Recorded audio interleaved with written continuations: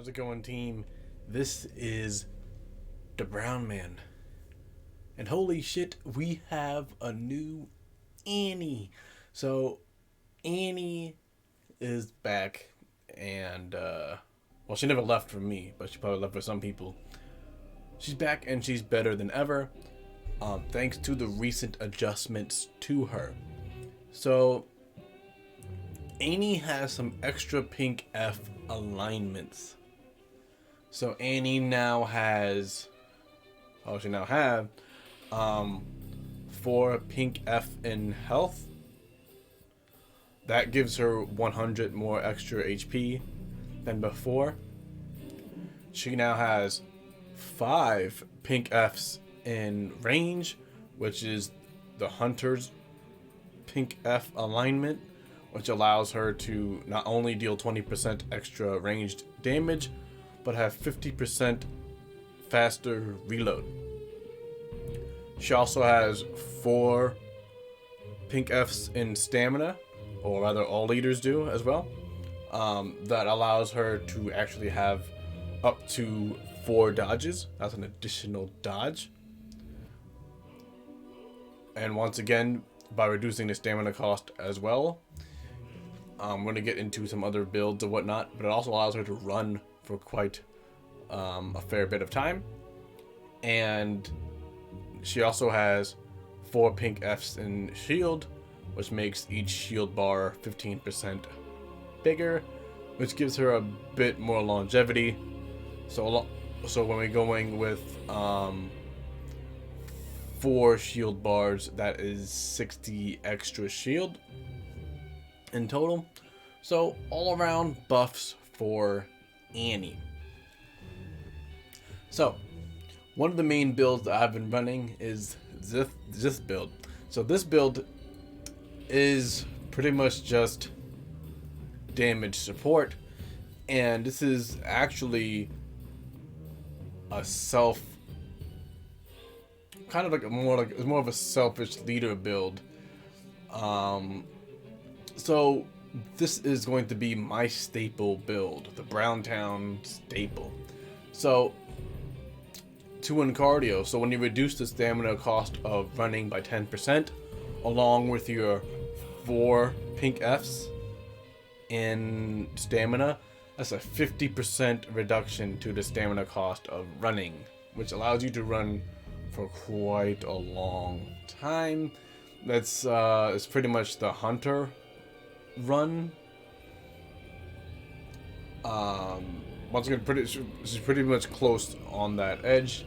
We also go into 2 for Artful Dodger, just to make sure you have that 4th dodge.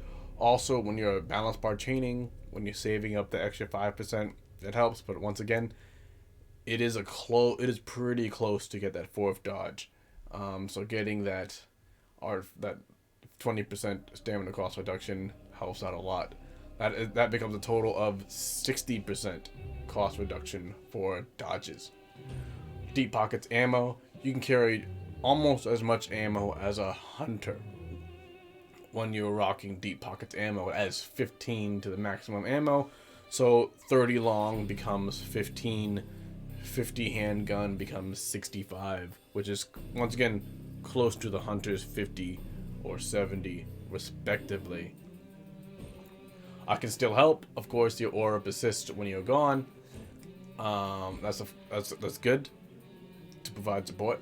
Echoes of the Aura, that's mandatory for fast forward. I only have 3 in fast forward because the one part of this more self-centered damage build is that we want to go 3 in Fear No Evil, so you have the 50% reduction thanks to your 5 pink Fs, but along with the max Fear No Evil, you have a 70% reduction in fear as a leader, which is pretty good, and it allows you to stay on a point. This, you can also invest a little bit more in this. This allows you to handle yourself better. So there are some cheeky spots some cheeky light source spots that sometimes are in the blue ring, and having that light therapy actually allows you to have it go down a little bit, so it just makes you that much more difficult to possess. But of course, it's mandatory. This is mandatory. And having the 20% maximum health, once again, along with our 4th pink F in health, allows us to stretch a bit more.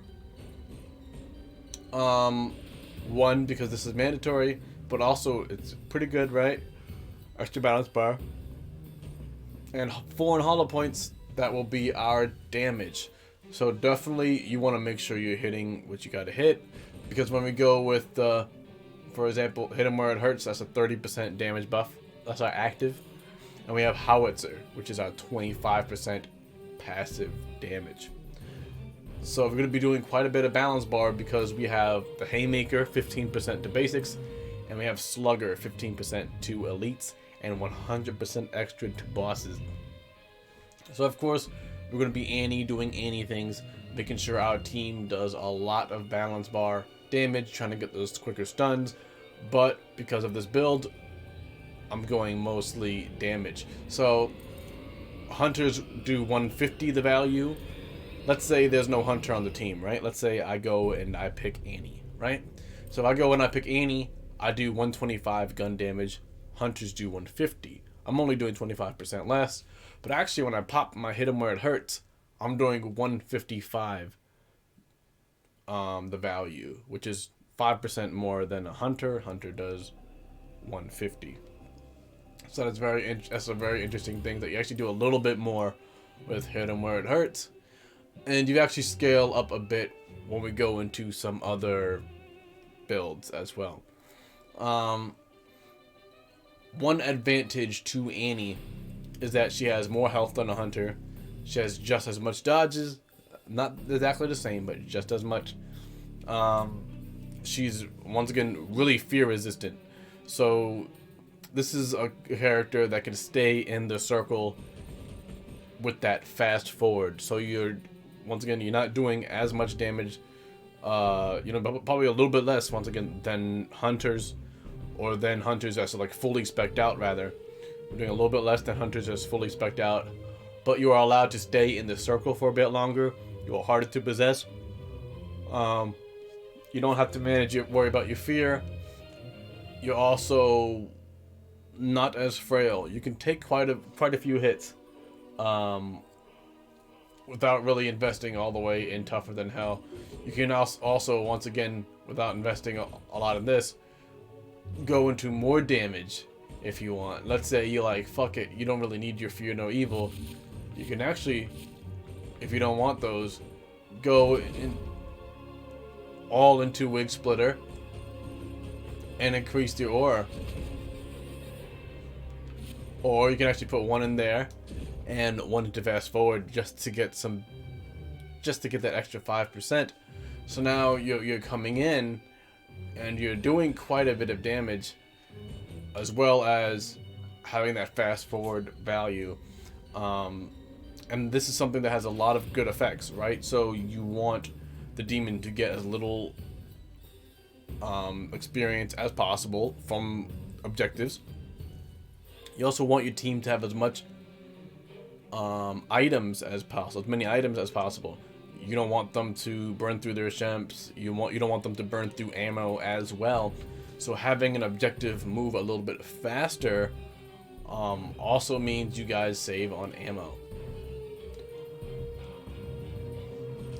One more thing that I'm going to say is that some of the stuff mathematically actually codes to be a bit more damaging than hunters. So let's say, for example, you have 2 leaders, or you have 2 warriors, an Annie, and a support.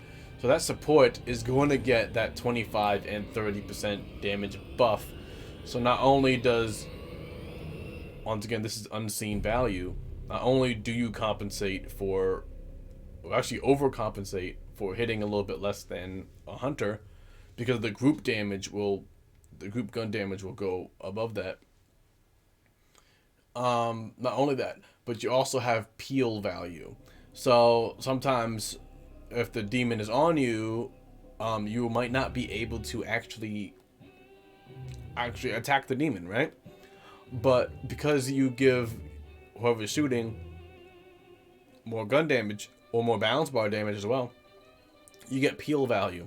So you're actually able to peel the demon off of whoever they're on a little bit faster, even if they're on you, because of your aura. If they're within your aura range of your aura, they can peel the demon off of you a bit better, which means you have a bit more longevity. They can't just simply solo you out. They have to be a bit more careful. Another build that I like is a Master of Influence build. Typically, leaders don't really run Master of Influence because the value is just so small. So the 20 is not a flat 20%. It's 20% of the value. So it adds, for example, 20% of 25, which would be 5, right? So that would be 30% damage increase. And that might not be much, but Annie has something that other leaders don't have. Someone's like, well, what the fuck is that? What doesn't she have? She has that number right there at the bottom right. 100% balance bar damage to boss units. So she has the largest percentage buff, which is 100%. So the balance bar damage to boss units is 100%. 20% of 100 is 20. So that's 120% extra balance bar to bosses. They're going to be getting stunned like like every couple of seconds because of Slugger, especially once again with the 120% balance bar increase, right? So this is balance bar support. So you go stopping power. Once again, you might not need the extra 5% because you're buffing yourself up, but you go 10%, 10%, and fast forward. So as you're stunning units constantly, you're also making the objective go faster. So that allows you to waste quite a bit of the demon's time. And once again, being able to balance bar stun things is really good. Being able to balance bar stun, for example, the pit bitch, or the she bitch rather, when she is constantly spamming certain things, comes in clutch. Being able to balance bar stun, once again, just any boss comes in clutch. And don't forget, once again, you start to save amulets, you save shemps, you save ammo. Well, if you choose to save ammo, if you choose to stop in melee. If you don't want to stop in melee on a boss, I don't blame you for taking that risk, or taking the lack of risk of going into melee range.